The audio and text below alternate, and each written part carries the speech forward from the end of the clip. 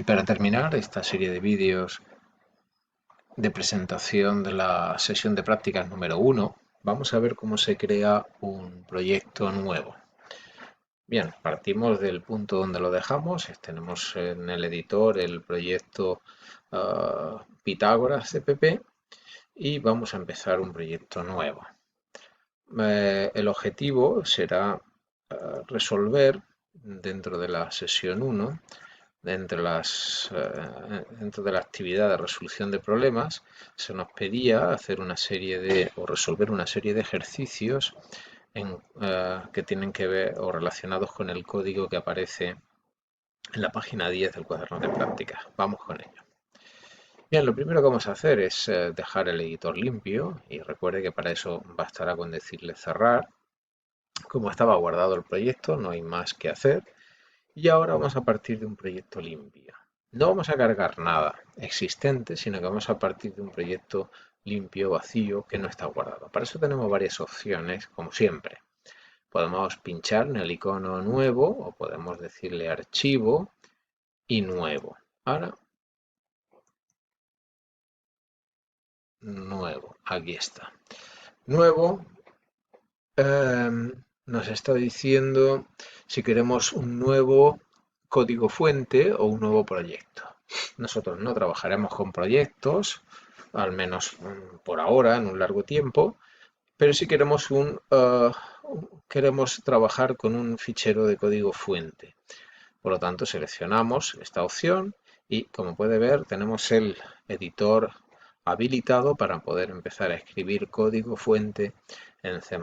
Observe cómo ahora mismo no tiene nombre el fichero que estamos escribiendo y como nuestro objetivo, volvemos al enunciado, es crear un fichero llamado salario CPP, pues vamos a crear un fichero con este nombre. Por lo tanto, antes de hacer nada, bueno, puede ser en cualquier momento, pero yo lo voy a hacer ahora, le vamos a decir que queremos guardar como, elegimos la carpeta que nos interesa, esta sería una buena carpeta, y le decimos que queremos grabar el fichero salario CPP.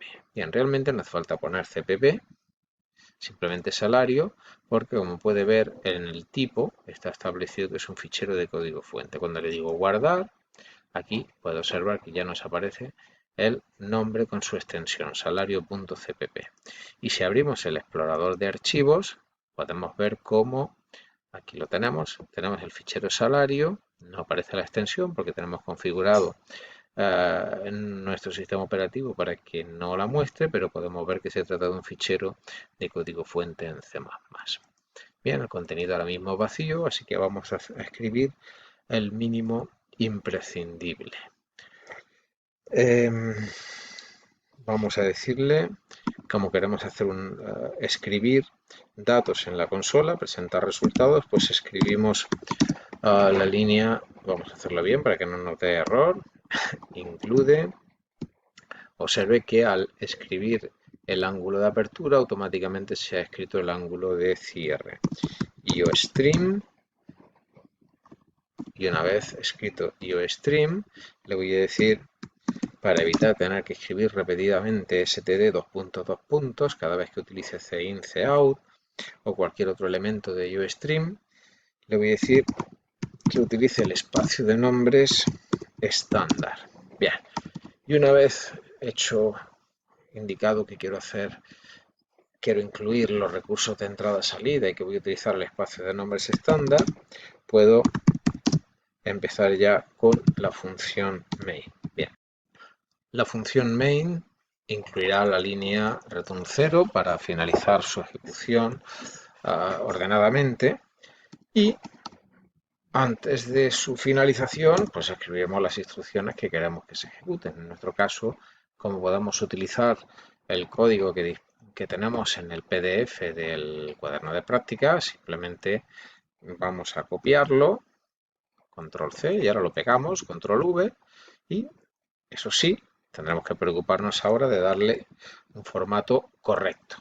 Desde luego, tal como está ahora mismo en el editor, resulta absolutamente inaceptable. Bien, bastará con tabular, en este caso son 3 instrucciones de declaración, las dejamos juntas y dejamos una línea en blanco antes de empezar con el siguiente bloque. En esta instrucción, bueno, en este caso observe que tenemos tres variables enteras, salario base, salario final e incremento. Bien, la primera instrucción que nos encontramos después de las declaraciones es una asignación que le da el valor 1000 a salario base. Voy a ir escribiendo aquí en forma de comentarios el valor que tiene cada variable en cada momento. Salario base, se supone que una vez que le damos el valor 1000, ese sería su valor. Salario final, como no le hemos dado ningún valor, tiene un valor indeterminado. E incremento, como tampoco tiene en este momento ningún valor, le vamos a indicar en el comentario que tiene un valor indeterminado. Bien, siguiente instrucción, voy a ir dejando una línea para saber por dónde voy. Salario final es igual a salario base, quiere decir que el valor que tiene la variable salario base se asigna, se copia en salario final. Si salario base vale 1000, salario final pasará a valer en este momento también 1000. Seguimos. Siguiente instrucción de asignación. Incremento igual a 200. Esta instrucción hace que el valor de la variable incremento que esté indeterminado pase a valer lo que hay a la derecha de la asignación, con lo cual tenemos el valor 200. Bien, observe que tenemos dos variables diferentes, salario base y salario final, con el mismo valor, 1000 y 1000. Pero son dos variables diferentes, ocupan distintas zonas de memoria y cada una actúa de manera independiente una de otra. Bueno, una vez inicializadas estas tres variables, vamos a procesarlas. En primer lugar, hay una expresión, salario final más incremento, y el resultado de esta expresión se asigna a la variable salario final. Bien, como salario final vale 1000 e incremento vale 200, se calcula este valor que es 1200 y el resultado se copia en salario final. Así que salario final que valía 1000 pasa a valer 1200. Siguiente instrucción, una instrucción de asignación simple y es salario base igual a 3500. Bien, pues simplemente valía 1000 y pasa a valer 3500. Bien, observe que un programador principiante se puede plantear ciertas cosas, como por ejemplo, acabo de cambiar el valor de salario base. Valía 1000 y pasa a valer 3500. Bien, ¿quiere decir entonces que como antes yo le di a salario final el valor de salario base, se debería cambiar el valor de salario final y ponerse igual que salario base? Y es más, una vez cambiado el valor de salario final, si realmente hay que cambiarlo, ¿también se cambiaría el salario final sumando al valor que tiene el incremento? Bueno, la respuesta evidentemente es que no. Cada variable es independiente y de las otras, y en el momento que toma un valor, ya, entre comillas, se olvida de dónde proviene ese valor y por lo tanto, si, como ocurre en este caso, se modifica el valor de la variable salario base, para nada va a afectar a salario final, ni mucho menos. Solamente se vería afectada la variable salario final si, por ejemplo, ahora hubiera una nueva instrucción en la cual yo cambiara su valor y dijera que salario final vale 400. En este caso, en lugar de 1200 pasaría a valer 400. Bien, pero no es el caso. Téngalo en cuenta que una vez que una variable recibe el valor, ya se olvida, entre comillas, de dónde proviene o de dónde venía ese valor. El último bloque de instrucciones, bloque lógico, evidentemente, no hay ninguna llaves, o está formado por estas tres instrucciones que muestran el valor del salario base y el salario final. Es más, voy a añadir una nueva instrucción, como es la instrucción que nos dice que nos muestre el incremento. Simplemente voy a utilizar código que ya está escrito y así pues evito fuentes de error. Y fíjese que rápidamente se puede escribir o reescribir esta solución. Bien, a falta de comentarios, Este programa no necesita demasiados comentarios. Compilamos, no debería haber ningún error.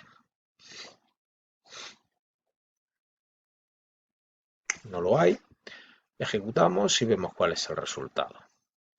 Se supone que el resultado debería ser el que aparece en estos comentarios. Salario base debería ser 3.500, salario final 1.200 e incremento 200. Hemos visto cómo han evolucionado los valores de estas variables a lo largo del programa. Y efectivamente aquí lo podemos ver, 3.500, 1.200 y 200. Bien. Puede ver cómo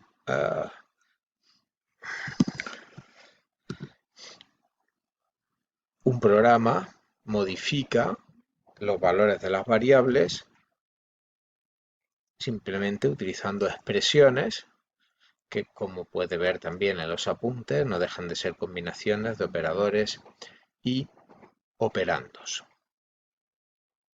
Y para finalizar, vamos a provocar un error de compilación para que lo tenga en mente y sepa qué hacer cuando le ocurra en su labor de programación habitual.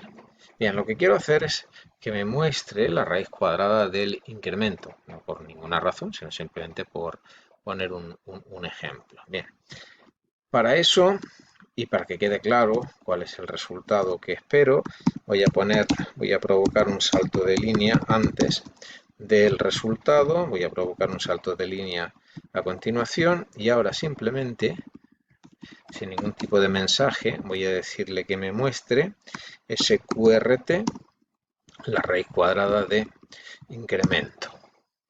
Bueno, tengo que cerrar ya, los paréntesis. Bien, voy a compilar.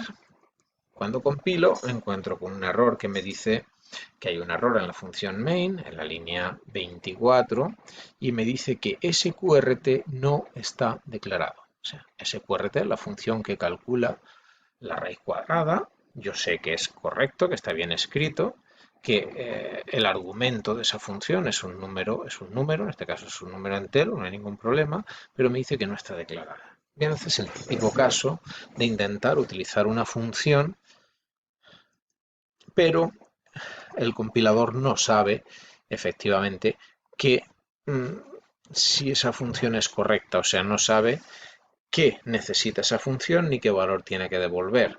Toda esa información se encuentra en un fichero de cabecera similar al fichero iostream que aparece aquí y debo decirle, por lo tanto, a la hora de compilar que lo incluya para que esa información sea conocida. El fichero donde se encuentran las funciones matemáticas es la función cmath, con lo cual una vez dicho que incluya ese fichero de cabecera, puedo decirle que me compile y ahora podemos ver cómo efectivamente compila sin ningún tipo de dificultad y ejecuta también sin ningún problema.